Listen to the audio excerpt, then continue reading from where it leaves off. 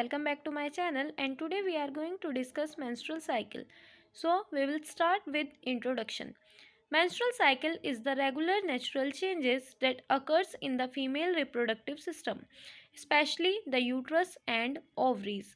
तो menstrual cycle में regular natural changes अकर होते हैं फीमेल रिप्रोडक्टिव सिस्टम में, और उसमें भी स्पेशली यूट्रस और ओवरीज में चेंजेस अकर होते हैं. The cycle is required for the production of oocyte.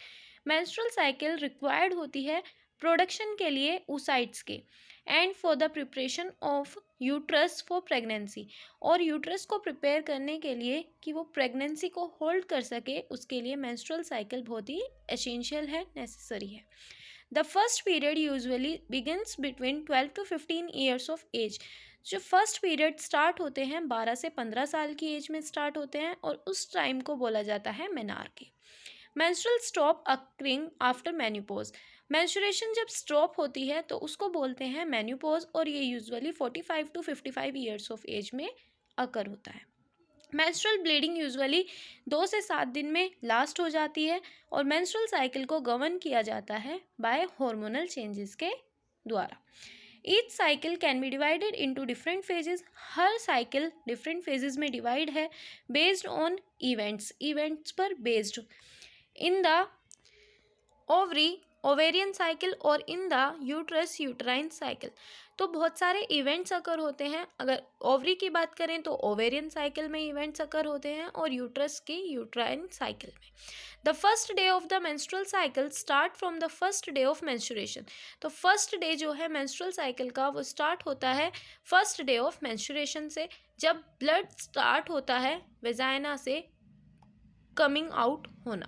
The average length of menstrual cycle is 28 days. Average length होती है मेंस्ट्रुअल साइकिल की 28 डेज, एंड नॉर्मल रेंज होती है ब्लड फ्लो की 13 to 18 ml, and usually greatest on the second day. And blood flow usually second day पर ज़्यादा होता है.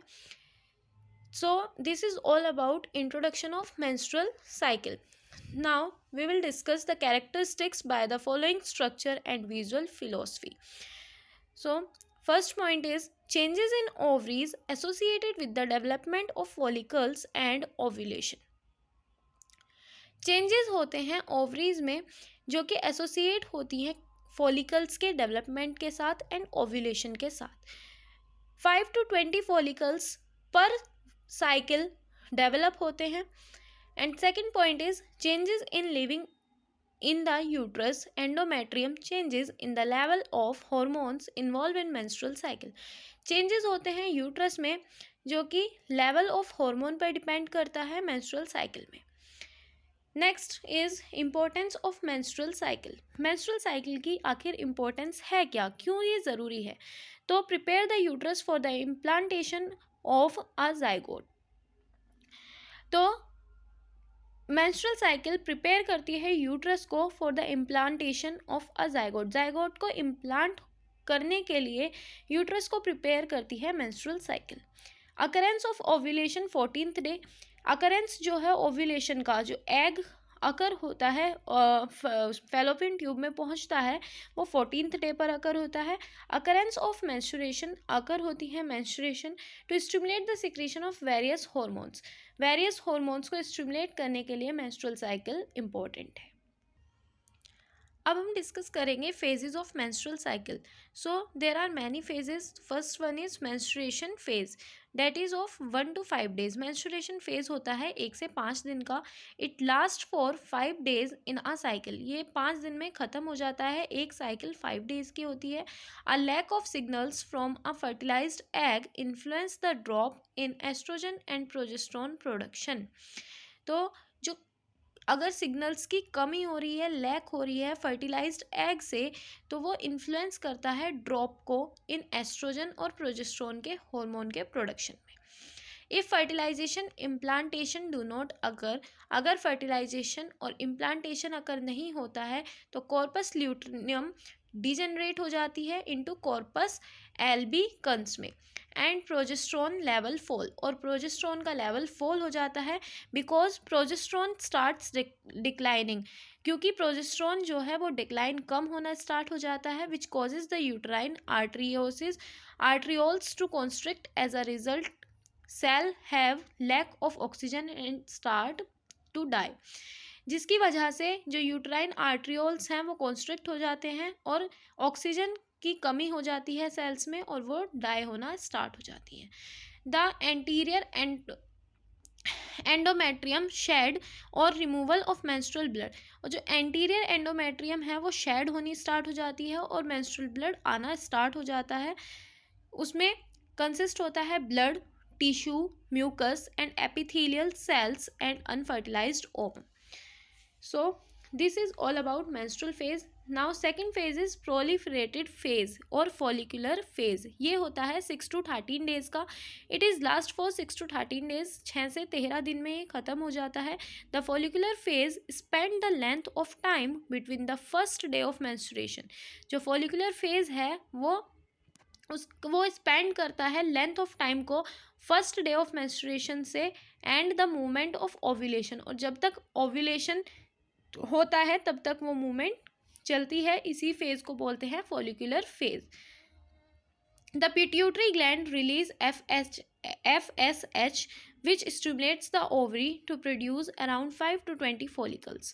पिट्यूटरी ग्लैंड रिलीज करती है FSH follicular stimulating hormone, जो कि स्टिमुलेट करता है ओवरी को कि वो 5 to 20 follicles प्रोड्यूस करे.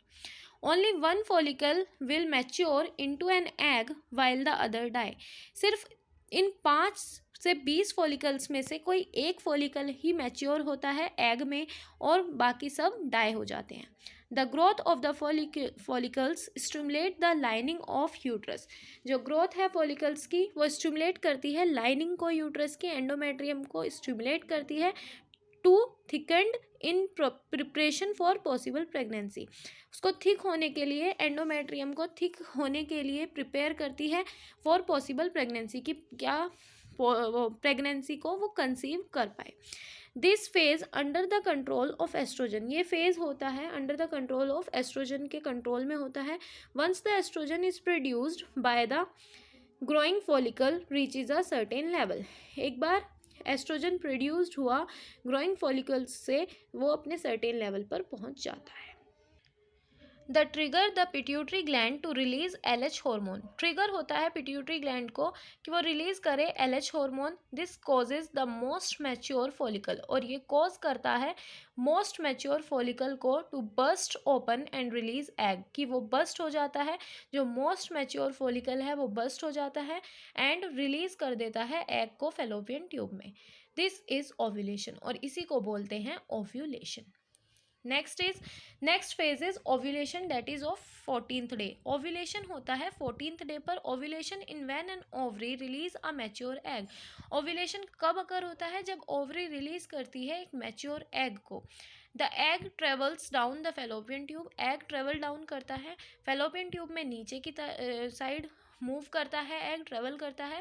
It happens on 14th day of cycle, और ये हैपन होता है 14th डे पर साइकिल के. It last about 24 hours after a day. ये लास्ट हो जाता है 24 आवर्स में, एक दिन में ये ख़त्म हो जाता है. द एग विल डाई और dissolve if it is not fertilize. Egg जो है वो डाई हो जाता है, डिज़ोल्व हो जाता है अगर ये फर्टिलाइज नहीं होता. This is all about ovulation. And the last phase is luteal phase, secretory phase or constant phase, that is of 15 to 28 days. This phase follow ovulation. ये phase follow करता है ovulation को. High level of LH cause the empty Graafian follicle. अगर high level होगा LH का तो वो cause करेगा एम्प्टी ग्रेफियन फॉलिकल्स को कि वो डेवलप हो जाएं कॉर्पस ल्यूटिनम में. The corpus luteum release progesterone. Corpus luteum release करता है प्रोजेस्ट्रॉन, जो कि इंक्रीज कर देता है एंडोमेट्रियल की ब्लड सप्लाई को इंक्रीज कर देता है. This phase is under the influence of progesterone. जो ल्यूटियल फेज है वो इन्फ्लुएंस में चलता है प्रोजेस्ट्रॉन के एंड एस्ट्रोजन के from the corpus luteum and hence called as luteal phase, और इसीलिए इसको बोला जाता है ल्यूटियल फेज।